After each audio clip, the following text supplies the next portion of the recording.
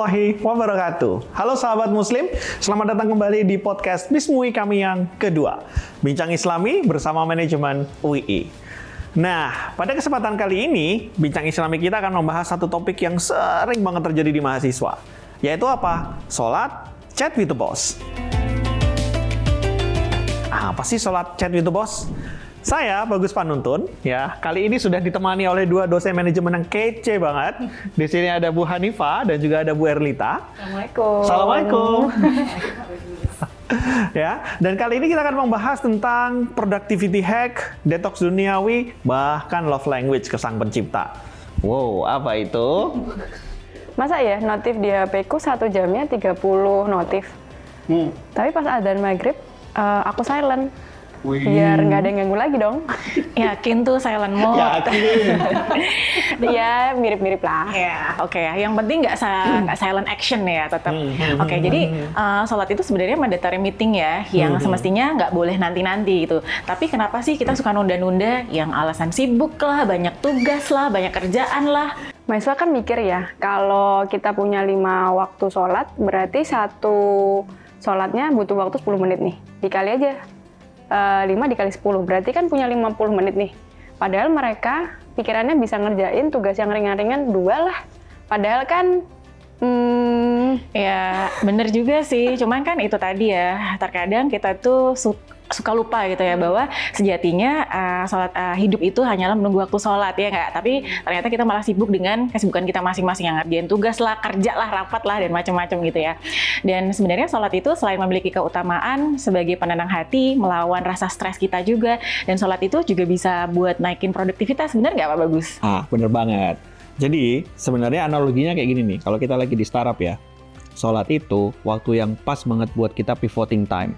Kita berhenti sejenak, terus kemudian kita mikir. Coba bayangin, pada saat kita lagi stuck kerjaan, lagi stuck ngoding, kita lagi mentok gitu ya, terus kemudian teman-teman sujud nih, sujud sebentar aja, 5 menit gitu ya. Wah, tiba-tiba nih, boom, tahu nggak? Pada saat itu, kan posisi jantung kita lagi di atas otak nih. Nah, semua darah turun nih ke otak nih. Wah, otaknya rasanya seger banget.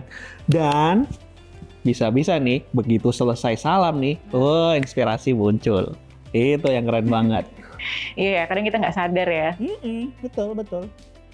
kirain aku doang yang ngerasain kayak gitu. Jadi waktu wudhu tuh ngerasanya ke reset button. Kenapa? Karena airnya kan ngalir nih ya di tubuh kita. Terus habis itu jadinya kita ngerasa refresh nih, apalagi otak ya. Oh, airnya dingin banget pas itu ya. Ya, jadi ternyata bukan cuma duit doang yang bisa nge-refresh otak ya. Ternyata sholat dengan kita mengawali dengan berwudu itu bisa nge-refresh otak kita. Nah, nyambung tadi Pak Bagus soal membahas tentang produktivitas ya. Jadi itu ngingetin saya dengan salah satu firman Allah bahwasannya, dan dirikanlah sholat untuk mengingatku gitu kan. Dimana kita bisa memaknai bahwa sholat itu bukan hanya sekedar kewajiban, tapi kita jadi recharge energy ya. Ketika kita recharge energy, kita lebih termotivasi lagi, lebih spiritnya semangat lagi untuk bekerja, untuk ngerjain tugas. Nah, di situ kita tuh sebenarnya belajar untuk membangun karakter disiplin, ya nggak Pak Bagus? Ketika kita bisa mengelola waktu dengan baik, nah produktivitasnya itu tadi bisa terbentuk, kurang lebihnya gitu sih kan. Nah, benar loh. Bahkan gini, sholat itu juga termasuk salah satu strategi manajemen waktu ilahiyah. Oh, kenapa? Karena seperti yang disampaikan di surat Al-Mu'minun tuh, ayat 1 sampai ayat 2, sungguh beruntunglah bagi orang beriman, yaitu orang yang khusyuk dalam sholatnya. Pertanyaannya adalah, khusyuk itu kayak apa sih?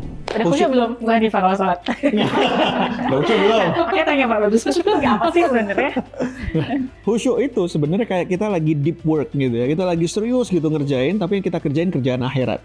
Nah, dalam 10 menit sholat khusyuk, itu manfaatnya lebih banyak dibandingkan kalau kalian kerja 1 jam setengah hati. Ayo, makanya tadi baru mau nyenggol gitu ya.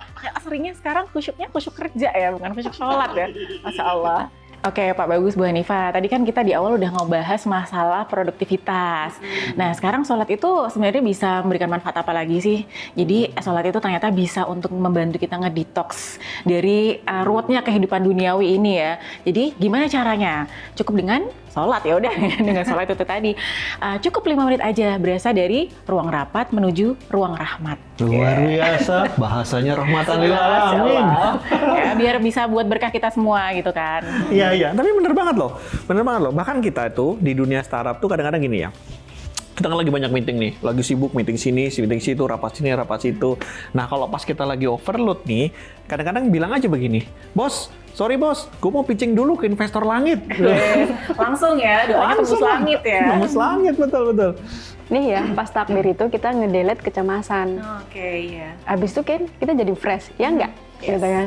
Pas sholat tuh ya, kita full digital detox juga. Seperti dalam surat Al-A'raf ayat 205. Ingatlah Tuhanmu dalam hatimu dengan rendah hati dan rasa takut, tanpa mengeraskan suara, pada waktu pagi dan petang. Dan janganlah kamu termasuk orang yang lalai. So, no notification, no distraction guys. Ayo lihat di handphone ayo. Berapa banyak notifikasi di WA ya. Aduh Bu, udah minta bimbingan terus. Saya juga minta dibimbing ya. So, bener sih Bu Hanifah dan juga Pak Bagus, sholat itu memang me time yang paling premium. Seperti yang disampaikan dalam surat Ar-Ra'd ayat 28 dikatakan bahwa ingatlah, hanya dengan mengingat Allah, hati menjadi tentram. Jadi kalau kita merasa lagi gundah gulana, gelisah, cara ngedetoxnya adalah menemui Sang Pencipta lewat sholat gitu ya. So, ikutan yoga dan pilates aja nggak cukup ya. Udah bayar mahal-mahal, yoga pilates, tapi nggak cukup untuk menghilangkan rasa putus asa dan juga rasa stres ini. Jadi lebih efektif sholat itu daripada meditasi berbayar. Bu Hanifah, pengen nanya deh, kamu punya love language nggak sih? Aduh, apa ya Mbak Lita? Kayaknya quality time deh. Quality time? Kalau Pak Bagus, love language-nya apa? Kita tanya ini yang sama bapak-bapak gini kan? Aduh, apa ya? Afirmasi kali ya? Oke, word of affirmation. Nah, kalau sebenarnya Pak Bagus sama Bu Hanifah tahu nggak sih, cara kita untuk sholat itu juga sebenarnya salah satu bentuk love language, quality time kita ke Allah Subhanahu Wa Taala, gitu ya. Jadi ketika kita ngobrol, curhat sama Allah, ya Allah, aku lagi sakit nih, sakit hati, diputusin pacar itu misalnya, Bu Hanifah, jangan ya. Terus kapan nih jodohnya datengin? Oke, enggak ya. Jadi itu salah satu bentuk quality time kita ke Allah, gitu ya. Pas posisi sujud adalah menjadi satu posisi yang paling dekat ketika kita minta sama Allah gitu. Jadi sering-sering sujud Bu Hanifah ya, biar langsung gitu ya. Tapi pas sholat ya buat kita ya. Anggap aja sholat itu kayak voice note yang spesial dari yang punya hidup ini gitu kan. Ya Allah, aku hari ini bersyukur banget karena udah diberikan kesehatan, udah diberikan udara yang bersih, dan apapun syukur lainnya yang diberikan Allah ke kita gitu. Sama aja kayak nulis diary, tapi sama yang punya hidup langsung. Bentar. Tadi kan Bu Erlita bilang sholat itu lebih worth it daripada meditasi berbayar. Tapi pertanyaannya, sebenarnya apa sih bedanya sama meditasi? Nah, apa tuh? Pikir dulu. Apa ya bedanya ya? Kayaknya ini kalau pemahaman saya ya.